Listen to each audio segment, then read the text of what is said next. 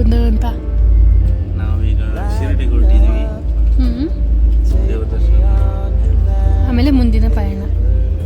So here end ಶಿರಡಿಯಿಂದ ಮುಕ್ತಾಯ ಮಾಡ್ತಾ ಇದ್ದೀವಿ. ನಮಗೊಂದು ಚಿಕ್ಕ ಬ್ರೇಕ್ ಕೊಟ್ಟಿದ್ರು. ಸೊ ಐಸ್ ಕ್ರೀಮ್ ತಿಂದ್ವಿ.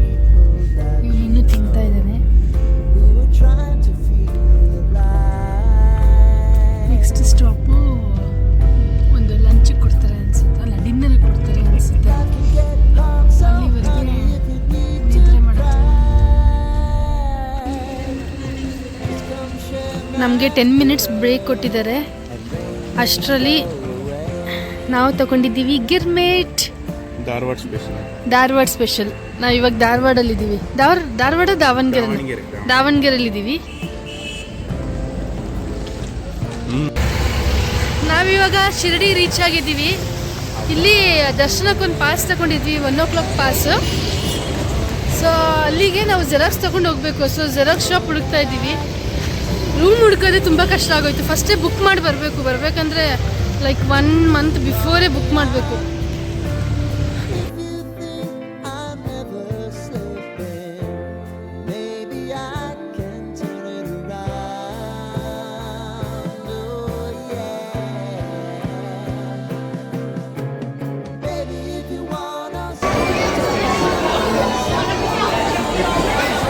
ಅಲ್ಲಿ ಎಂಟ್ರ್ ಆಗ್ತಿದ್ದಂಗೆ ಇಲ್ಲಿ ರೈಟ್ ಸೈಡಿಗೆ ಬಂದರೆ ಚಪ್ಪಲ್ ಸ್ಟ್ಯಾಂಡ್ ಇದೆ.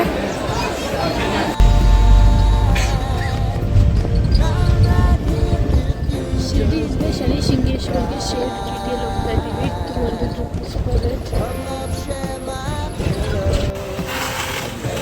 ಇಲ್ಲೊಂದು ಟೀ ಬ್ರೇಕ್ ಸಿಕ್ಕಿದೆ ಹೋಗೋ ಮಧ್ಯದಲ್ಲಿ. ಶುಗರ್ ಕೇನ್ನ ಈ ಥರ ಎಲ್ಲ ಮಾಡ್ತಾ ಇದ್ದಾರೆ ನೋಡಿ. ಶೋ ಹಸುನ ತಿರುಗಿಸೋದು. ಎತ್ತು.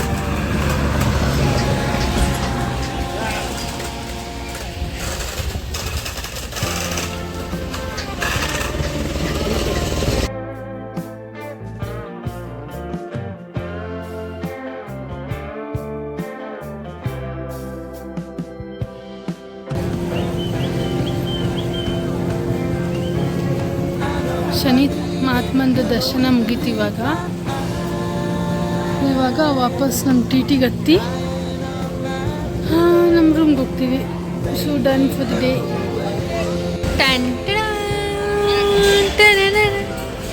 ಏನಿದು? ಮೊಸರು ಬಾದಾಮ್ ಮಿಲ್ಕ್ ಬಿಸಿ ಬಿಸಿ. ಅದು